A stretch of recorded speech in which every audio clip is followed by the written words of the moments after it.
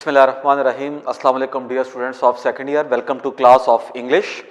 As you know, we are studying different topics of grammar these days. और ये आपका जो ऑब्जेक्टिव टाइप का पेपर है उसका कंसिडरेबल पोर्शन है, जिस तरह बोर्ड भी हमें कहता है, जिस समटाइम्स 50-50, कभी जो है वो 60-40, कभी 40-60 के रेशो से जिस पे डिफरेंट चीज़ें जो है वो आ जाती हैं। हमने इससे पहले जो है काफ़ी सारे टॉपिक स्टडी किए हैं regarding sentence, clause, types of clauses, kinds of sentences, बहुत सारे। आज का हमारा टॉपिक है applications of participle and gerund.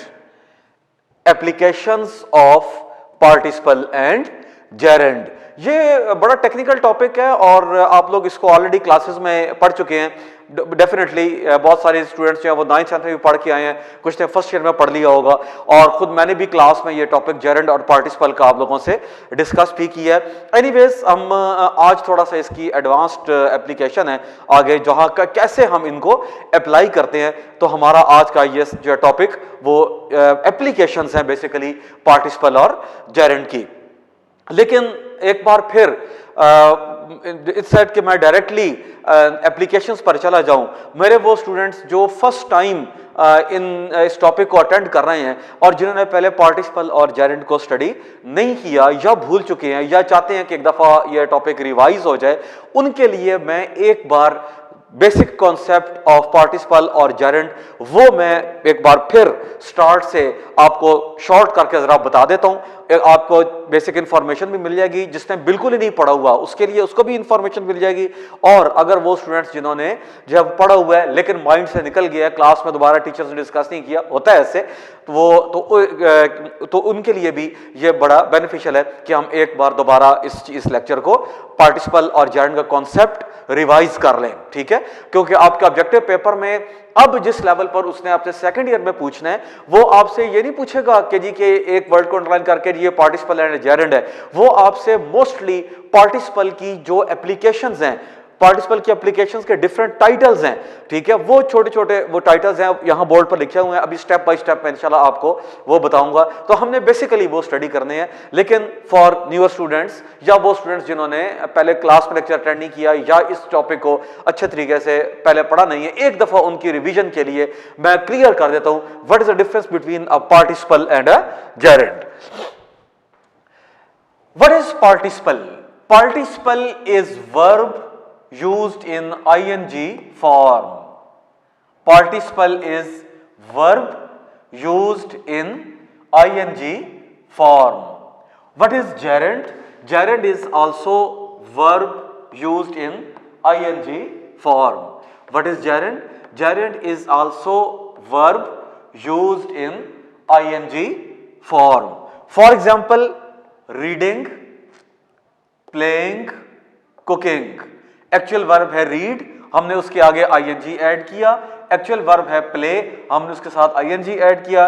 Actual verb है कुक, हमने उसके साथ आईएनजी ऐड किया। तो हमारे पास आईएनजी ऐड करने से बन गया participle. Cook, reading, playing, cooking, जितने वर्ब्स हैं they all are used, also used as participle. Come to this side gerund, वही रीड है, वही हमने आईएनजी ऐड किया, बन गया रीडिंग। वही प्ले है, हमने आईएनजी ऐड किया, बन गया प्लेइंग। वही कुक है, हमने उसमें आईएनजी ऐड किया, बन गया कुकिंग, ठीक है? बाय कंपोजिशन, क्योंकि सेम वर्ब है, सेम आईएनजी है, दोनों के कंपोजिशन में, स्पेलिंग में किसी किस्म का कोई डिफरेंस नहीं है। It is in the difference of function, ठीक है? जैसे आप कहते हैं कि आपके पास एफएससी फर्स्ट ईयर, ठीक है, बाय टाइटल दोनों फर्स्ट ईयर हैं, बाय फंक्शन डिफरेंट है। एक प्री मेडिकल किया है, एक प्री इंजीनियरिंग किया है, एक कंप्यूटर साइंस किया है, एक कॉमर्स किया है, कहलाते सारे फर्स्ट ईयर ही हैं, सारी HSSC 1 कहलाएंगी। लेकिन ठीक है, लाइकवाइज पार्टिसिपल और जेरेंड दोनों की जो वर्ब की कंपोजिशन है with ING, it remain same, उसमें कोई फर्क नहीं है। एग्जांपल देखें, you are reading, he was playing, she will be cooking. You are reading, he was playing, she will be cooking. Right? ये तो हो गए पार्टिसिपल की एग्जांपल्स, ठीक है? अब पार्टिसिपल का बेसिकली डिफरेंस क्या है विद जेरेंड, वो ये है कि पार्टिसिपल में जो वर्ब हमने आईएनजी की फॉर्म में लिया है वो परफॉर्म हो रहा है, एक्शन में आ रहा है, अप्लाई हो रहा है, ठीक है, इट इज अप्लाइड, ठीक है, वो परफॉर्म हो रहा है, एक्शन में है, अप्लाई हो रहा है, इट इज अप्लाइड, ठीक है, ये अप्लाइड, इट इज अप्लाइड, ठीक है। देखिए यू आर रीडिंग, यानी आप रीडिंग के एक्शन में है, रीड का जो वर्ब है इन आईएनजी वो अप्लाई हो रहा है, परफॉर्म हो रहा है as reading. He was playing past tense में है लेकिन अप्लाइड था, उसने प्ले का एक्शन अप्लाई किया, आईएनजी के साथ परफॉर्म हुआ। इसी तरह she will be cooking, she will be cooking, अब फ्यूचर का टेंस है लेकिन वर्ब जो है वो ऑलरेडी कुकिंग वाला जो है वो क्या होगा, वो अप्लाई होगा, परफॉर्म होगा, ठीक है। It comes as action which is applied या विच इज परफॉर्म्ड, ठीक है। I am teaching at this time, ठीक है। They were making noise, you will be attending the class, तो टीचिंग, मेकिंग, अटेंडिंग, ये तीनों जो थे मैंने 3 डिफरेंट टेंसेस में इनको यूज किया। I am teaching present continuous tense में यूज किया, ही दे वर मेकिंग नॉइज जो है वो मैंने पास्ट में यूज किया, you will be attending the class ये मैंने फ्यूचर टेंस में यूज किया। तो इन तीनों में मैंने जो है वो जो थे टीचिंग, मेकिंग और अटेंडिंग, तीनों के तीनों वर्ब जो है वो परफॉर्मेंस बेस्ड हैं, अप्लाइड बेस्ड हैं, ठीक है, एक्शन है जो डायरेक्टली कोई शख्स परफॉर्म कर रहा है, ठीक है। This is called participle, right. On the other hand, अब स्टूडेंट ये मुझसे पूछते हैं कि सर जब दोनों की कंपोजिशन एक जैसी है तो हमें डिफरेंस कैसे पता चलेगा। यही स्ट्राइकिंग डिफरेंस है कि पार्टिसिपल में अभी हमने पढ़ा है कि वर्ब जो है वो अपनी फॉर्म में अप्लाई हो रहा है, आईएनजी में एक्शन में आ रहा है, अप्लाई हो रहा है, परफॉर्म हो रहा है। On the other hand gerund में वर्ब जो है it is not applied, it does not perform, ठीक है, it comes as name of activity, right? Here verb is not applied, it does not perform, it only comes as name of activity. For example, reading is your hobby, ठीक है, reading is your hobby। अब आपकी ये एक activity का नाम है, अब आप जो है वो इस रीडिंग के एक्शन में नहीं है जैसे यहां पर थे, यू आर रीडिंग, स्पेस की कमी की वजह से थोड़ा सा सेंटेंस मैंने एक्सटेंड नहीं किया, एलेबोरेटिंग किया, यू आर रीडिंग का बुक करना चाहिए था लेकिन जो कि वंस ही लिख रहे हैं तो इसलिए स्पेस की थोड़ी सेविंग की है, तो इसलिए अब देखें यू आर रीडिंग, अब बुक ऐड कर लें इसमें, अब नॉवल, अब पेपर, जो मर्जी है कर लें, लेकिन जहां मैं कहूंगा रीडिंग इज योर हॉबी, ठीक है, या अगर मैं कहता हूं यू लाइक रीडिंग बुक्स, अब देखिए रीडिंग यहां के ऊपर अप्लाइड नहीं है, ये एक आपकी हॉबी है, आपकी एक एक्टिविटी का नेम है, ठीक है।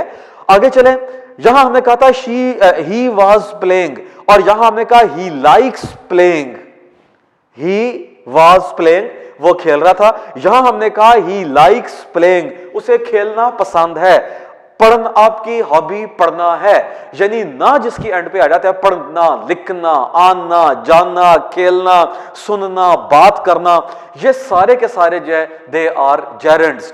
उसने लिखा, वो लिख रहा है, आप लिख रहे होंगे, लिखा, लिख रहा, लिख रहे, लिखी, ये सारे अप्लाइड वर्ब है, लेकिन लिखना उसे अच्छा लगता है, पढ़ना उसकी आदत है, खेलना उसे पसंद है, तो खेलना, लिखना, पढ़ना ये यहां के ऊपर अप्लाई नहीं हो रहे बल्कि क्या आ रहे हैं एज नेम ऑफ एक्टिविटी। देखिए ही लाइक्स प्लेइंग, यहां पर जो वर्ब अप्लाई हो रहा है वो लाइक्स है, प्लेइंग नहीं है, ये याद रखें। यहां पर 2 वर्ब मैंने इकट्ठे जानबूझकर लिखे हैं कि he likes playing, applied verb जो एक्शन में आया, जो परफॉर्म हुआ वो लाइक्स है, वो प्लेइंग नहीं है, ठीक है।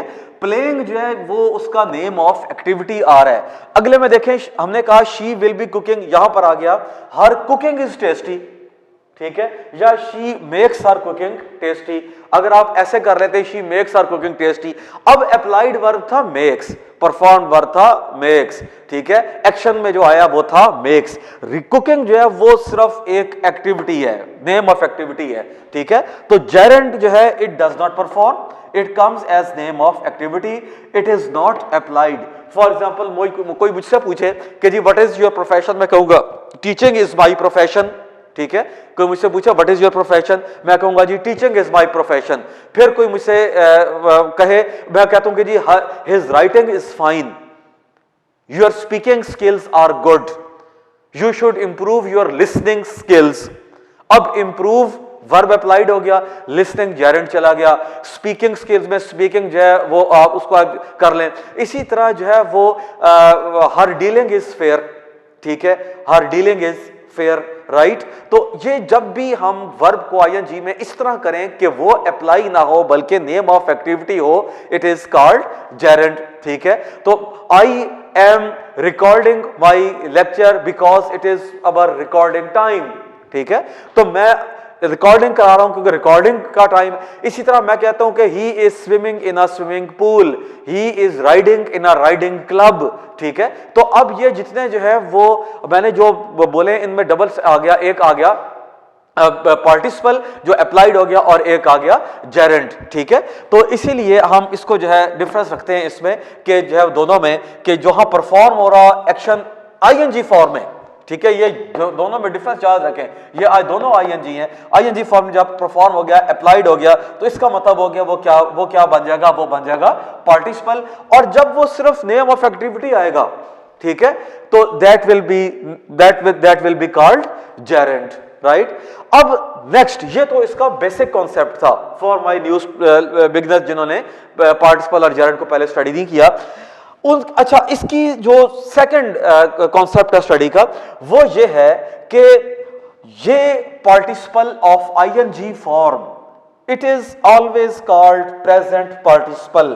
ये मैंने बॉक्स में इसको लिखा हुआ है, it is always called what, present participle. इसे हम क्या कहते हैं, प्रेजेंट पार्टिसिपल। देखिए यहां पर ये प्रेजेंट कंटिन्यूस है, ठीक है, यहां के ऊपर पास्ट टेंस है, यहां के ऊपर फ्यूचर टेंस आ गया, तीनों में आईएनजी आया, इसमें आर आया, इसमें वाज आया, इसमें विल भी आया।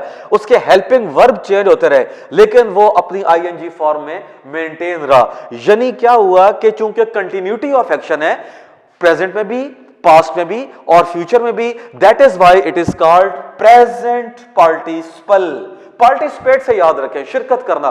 जब भी वर्ब एक्शन में शिरकत करेगा in the form of ING, उसे हम क्या कहेंगे, present participle. On the other hand gerund, क्योंकि ये एक ऐसा नेम ऑफ एक्टिविटी है जो हमने किसी वर्ब से बनाया है, इसलिए इसको हम कहते हैं वर्ब नाउन। ऐसा नेम ऑफ एक्टिविटी, ऐसा नेम जो किसी एक्टिविटी से, किसी एक्शन से, किसी वर्ब से बना है, इसलिए इसको हम क्या कहते हैं, वर्ब डैश नाउन या वर्बल नाउन, ठीक है। यानी द नेम, अब बाकी तो चेयर किसी एक्टिविटी से नहीं बना, सर वकार किसी एक्टिविटी से नहीं बना, फहीम किसी एक्टिविटी से नेम नहीं बना, बॉय किसी उसके ऊपर नहीं बना, कॉलेज किसी एक्टिविटी से नहीं डिराइव नहीं हुआ, ठीक है। लेकिन ऐसा एक नेम भी है जो किसी एक्शन से डिराइव्ड है, ठीक है। तो उस एक्शन को हम क्या कहेंगे, उस चीज को हम क्या कहेंगे, वर्ब नाउन। क्योंकि वो एक्शन वर्ब कहलाता है तो उससे जो नाउन बनेगा उसे हम क्या कहेंगे, verb noun. This is the basic difference. आपको पेपर में समटाइम्स वो पार्टिसिपल नहीं पूछेगा, हो सकता है वो प्रेजेंट पार्टिसिपल का टाइटल ले ले, या आपसे जेरेंट ना पूछे, आपको वर्बल नाउन का टाइटल दे दे ऑप्शंस में। तो आपके पास कोशिश मेरी होती है कि स्टूडेंट्स को मैक्सिमम उन टर्म से इंट्रोड्यूस करा दूं जो उनके पेपर से रिलेटेड है, ठीक है। और आगे फर्दर जब आप इंशाल्लाह एंटी टेस्ट वगैरह के लिए जाएंगे तो उसमें भी जब आप अपीयर होंगे, आप कोचिंग क्लासेस वगैरह लेते हैं तो टीचर्स यही टर्म यूज करते हैं। मैंने काफी सारा डील किया इन चीजों को और यही चीजें आगे आगे करेक्शन ऑफ एरर्स वगैरह में भी आ जाती हैं, तो आपका में टर्म्स बाद फिर यही यूज होती है। अब as far as participle is concern, इसकी ये फर्स्ट टाइप है प्रेजेंट पार्टिसिपल। एक इसकी और टाइप है थर्ड फॉर्म ऑफ वर्ब, जैसे स्पोकन, गॉन, रिटन, ठीक है, I have completed my work. You have finished your task. She has spoken the truth. They had come to my house. We had completed the lecture. ठीक है, तो जहां कहीं भी third form आएगी उसे भी हम पार्टिसिपल कहते हैं, और उस थर्ड फॉर्म को हम कहते हैं पास्ट पार्टिसिपल। उसको हम क्या कहते हैं? Past participle. ठीक है, third form of verb wherever it is applied.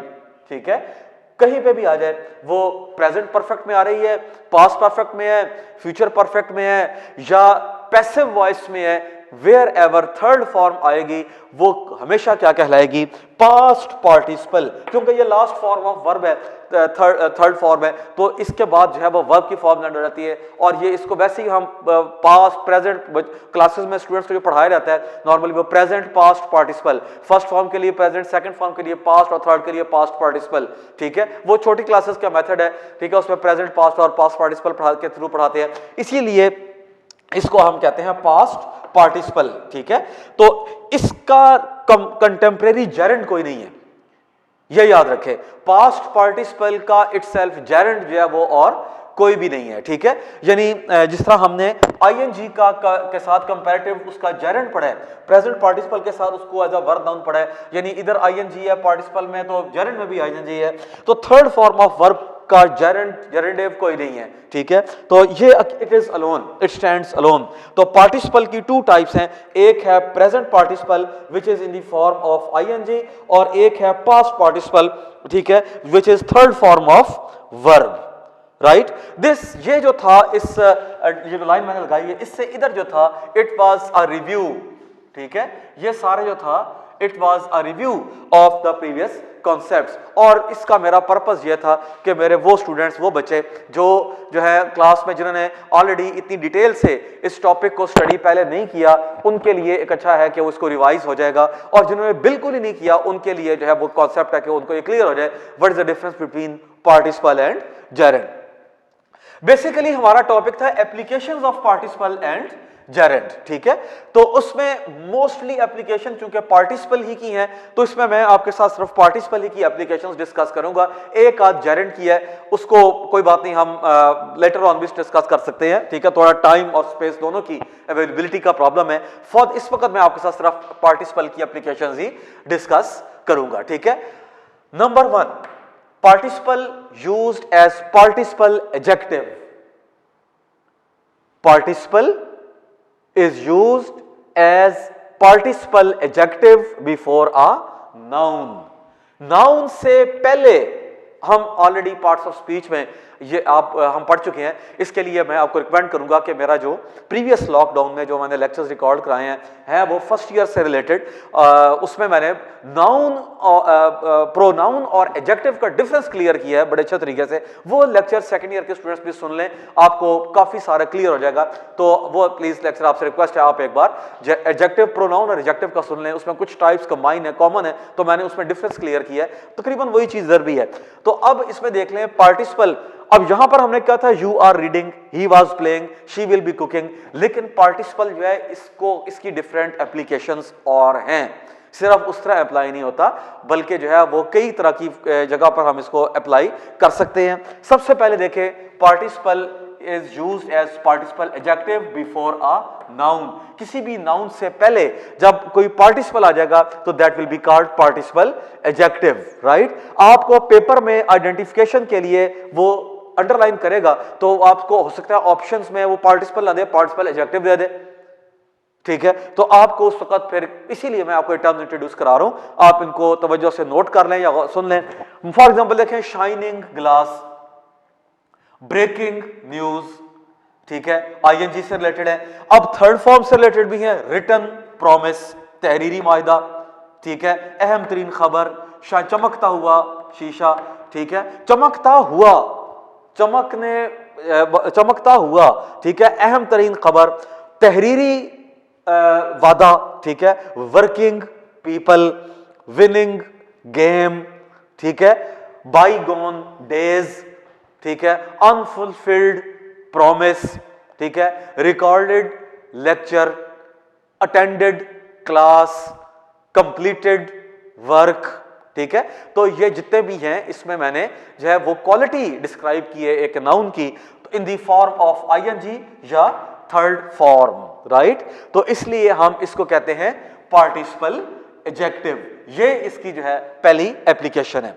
दूसरी एप्लीकेशन देखें, it is used as subject modifier, यानी आप सब्जेक्ट जो है उसको मॉडिफाई कर दें, उसको डिस्क्राइब कर दें with the help of participle.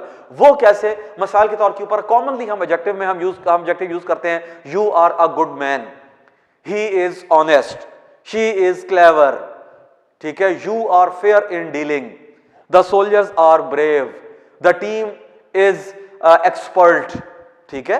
तो ये expert, brave, fair, honest, dishonest, clever, ये तो हो जाते हैं कॉमन एडजेक्टिव्स, क्वालिटेटिव एडजेक्टिव्स जो किसी क्वालिटी को डिस्क्राइब डायरेक्टली कर रहे हो। सम टाइम हम किसी नाउन को मॉडिफाई करते हैं through a participle. For example, he seems worried, he seems worried, you look tired, he seems worried, you look tired, ठीक है। अब इसमें आप देखें ये थर्ड फॉर्म्स है, दोनों पार्टिसिपल की कौन सी हैं? थर्ड फॉर्म्स हैं, ठीक है। तो आपको पेपर में मॉडिफायर का वर्ड आ सकता है, आपको वहां थर्ड फॉर्म का वर्ड नहीं आएगा, ठीक है। हो सकता है आपको वो कह दे पार्टिसिपल मॉडिफायर या मॉडिफायर पार्टिसिपल, ठीक है, या सब्जेक्ट मॉडिफायर, कोई भी इनमें से आपको टाइटल जो है वो आ सकते हैं। मेरा पर्पस बेसिकली आपको इन टाइटल से इंट्रोड्यूस कराना है और उनके फंक्शन से। ही seems worried, you look tired, ठीक है, शी सीम्ड कंफ्यूज्ड, ठीक है, द सिचुएशन वाज कॉम्प्लिकेटेड, ठीक है। तो इस तरह जब आप ट्रिपल यानी थर्ड फॉर्म से with the help of third form of verb participle से, पास्ट पार्टिसिपल से आप किसी सब्जेक्ट को, जबकि यहां सब्जेक्ट है ही, यहां सब्जेक्ट है यू, इनको जब आप मॉडिफाई करेंगे, डिस्क्राइब कर देंगे, ठीक है, तो इसको हम क्या कहेंगे? सब्जेक्ट मॉडिफायर कहेंगे। और इसीलिए और यह हम मॉडिफाई कर रहे हैं through third form. This is called subject modifier. Third application देखें, participle as absolute phrase, participle as absolute phrase, God willing we shall come to you, अगर अल्लाह ने चाहा इंशाल्लाह, जिसको हम उर्दू में कहते हैं उसको इंग्लिश में कहते हैं गॉड विलिंग, ठीक है, जिसको हम उर्दू में अरबिक का वर्ड है, बेसिकली बोलते हैं उर्दू में है, इंशाल्लाह मैं आऊंगा, इंशाल्लाह हम यह पढ़ेंगे, तो उसको इंग्लिश में कहते हैं God willing. God willing we shall come to your house, ठीक है। Being fine he played the match. मैं अगेन थोड़ी इसमें एक्सक्यूज ही करूंगा कि हमारे पास बोर्ड की अवेलेबिलिटी, क्योंकि एक ही बोर्ड के ऊपर ये सारा डिस्प्ले कर दें तो स्पेस अवेलेबल नहीं है, इसलिए मैंने बाकी सेंटेंस ही लिखा, वो आप लोग माशाल्लाह खुद ऐड कर सकते हैं। मैं आपको सिर्फ जो एब्सोल्यूट फ्रेज है वो आपको इसमें बता देता हूं। गॉड विलिंग, आईएनजी, गॉड के साथ हमने विल और आईएनजी कर लिया। Being fine, having done this he left the ground, ठीक है, having done this he left the class, having done this you must come back to the office, right? कोई task दिया गया हो तो be God willing, being fine। आगे देखें, the weather being cloudy we could not travel, the weather being cloudy we could not travel। इसको हम इस तरह लिख सकते हैं कि since he was fine he played the match, ठीक है, since he did this work he came back, ठीक है, the weather is cloudy therefore we cannot travel। तो हमने उसको बजाय दो क्लॉज बताने के, ठीक है, हमने उसको जो है वो एज अ फ्रेज यूज कर लिया, दो क्लॉजेस की जगह सेंटेंस क्लॉज हमने एक ही सिंपल सेंटेंस रखा लेकिन with the help of absolute phrase. अब अंडरलाइन करके इस तरह की एक्सप्रेशन जब वो आपसे पूछेंगे तो आपको टाइटल एब्सोल्यूट फ्रेज का याद रखना पड़ेगा कि टोटली जो एक फ्रेज है, ठीक है, यानी एक आईएनजी देख लें, यहां पर विल के साथ आईएनजी है, यहां बी के साथ आईएनजी है, यहां हैव के साथ आईएनजी है, यहां बी के साथ आईएनजी है, तो ये सारे का सारा एक्सप्रेशन जो है वो फ्रेज बन गया, ठीक है। इस और इसके आगे डैश जो है वो आप सेंटेंसेस खुद फिल कर सकते हैं। This is called absolute phrase. आगे देखिए फोर्थ एप्लीकेशन, पार्टिसिपल फ्रेज। अब पार्टिसिपल इटसेल्फ भी और पार्टिसिपल फ्रेज भी, यानी पार्टिसिपल खुद ही फ्रेज भी है। वो कैसे? मिसाल के तौर पर knocking at the door he entered, ये पूरा फ्रेज आ जाएगा। Knocking at the door he entered, seeing the accident I ran towards it, completing the paper he left the hall. ठीक है, नॉकिंग एट द डोर पूरा phrase बन गया। ठीक है, अब फुल पार्टिसिपल के साथ बने। ठीक है, ये आप देख ले, फुल पार्टिसिपल के साथ, यानी नॉक के साथ आईएनजी, सी के साथ आईएनजी, कंप्लीट के साथ आईएनजी। एब्सोल्यूट फ्रेज हमने इसलिए उसको कहा था क्योंकि हमने बी के साथ आईएनजी लगाया, हैव के साथ आईएनजी लगाया, फिर बी के साथ आईएनजी लगाया। ठीक है, तो इसके लिए वो अपने कंप्लीट जो फुल एक्शन वर्ब थे वो प्रिंसिपल वर्ब यूज नहीं किए थे। यहां के ऊपर चूंकि ऑलरेडी पार्टिसिपल है और वो एक्ट ही एज फ्रेज कर रहा है विद द हेल्प ऑफ। अब नॉकिंग एट द डोर का क्या मतलब है कि डोर नॉक करते हुए, मिसाल के तौर के ऊपर ये डोर है तो डोर नॉक करते हुए मैं क्लास में एंटर हो जाऊं, इसको हम कहेंगे नॉकिंग एट द डोर। अगर मैं डोर नॉक कर दूं और फिर डोर खोल के एंटर हूं तो मैं कहूंगा after knocking at the door. ठीक है, लेकिन पार्टिसिपल फ्रेज क्यों बनेगा? क्योंकि वो एक्शन उसी वक्त जो है वो हुआ भी है, डुअल एक्शन हुआ है। तो नॉकिंग एट द डोर यानी मैंने, ये डोर है, मैंने उसको जो है वो नॉक किया और क्लास में एंटर हो गया। नॉकिंग एट द डोर, ठीक है, ही एंटर्ड। इसी तरह seeing the accident I ran, ये नहीं कहा कि after seeing the accident I ran to that place, नहीं, वो तो बाद की बात है। सी देखते ही पार्टिसिपेट यानी सीइंग के एक्शन में पार्टिसिपेट करते ही I ran towards it, completing the paper he left the hall. After completing the paper, हो सकता है 10 मिनट बैठा रहे, 15 मिनट बैठा रहे, इसका नहीं है, जैसे ही कंप्लीट किया पेपर उसने जो है वो हॉल से चला गया। तो this is called participle phrase. अब आपने इन टर्म्स को जो है वो याद, ये एक्सप्रेशंस याद रखने हैं, पेपर में आपके लिए जो है वो है पार्टिसिपल फ्रेज, एब्सोल्यूट फ्रेज। ठीक है, इसी तरह present participle, verb noun, past participle. ठीक है, तो आपके पास जो है ये सारी चीजें हैं। तो this is all about participle and gerund. Gerund की एक एप्लीकेशन है, इसको हम कहते हैं कंपाउंड जेरेंड, जिसको हम कहते हैं कंपाउंड जेरेंड। ठीक है, स्पेस अवेलेबिलिटी की वजह से थोड़ा सारा उसका लिखना यहाँ के ऊपर जो है वो थोड़ा सा मुश्किल है। तो उसके लिए जिस तरह हम कहते हैं जी ब्लीचिंग पाउडर, ठीक है, ब्लीचिंग पाउडर आ गया। ठीक है, इस तरह की आप और भी एग्जांपल्स देख लें, ड्राइविंग स्कूल, ब्लीचिंग पाउडर। ठीक है, तो ये जो है वो हमने ऐसे नाउन बनाए हैं जो यानी इसकी क्वालिटीज के साथ ही washing powder, bleaching powder, washing powder. ठीक है जी, और उसके बाद ड्राइविंग स्कूल। ठीक है, ये जो है अब ड्राइविंग स्कूल, अब स्कूल तो बहुत सारी किस्म के हैं, primary, secondary, middle, high school. ठीक है, हंड्रेड्स ऑफ नेम्स आपके आसपास स्कूल्स के हैं, लेकिन ड्राइविंग स्कूल एक कंपाउंड नाउन बनेगा with the help of driving और नाउन, उससे हम कहते हैं कंपाउंड जेरेंड। ठीक है, उसे मैं लिख देता हूं यहां के ऊपर, उसे हम कहेंगे कंपाउंड जेरेंड। ठीक है, जैसे हमने कहा ड्राइविंग स्कूल।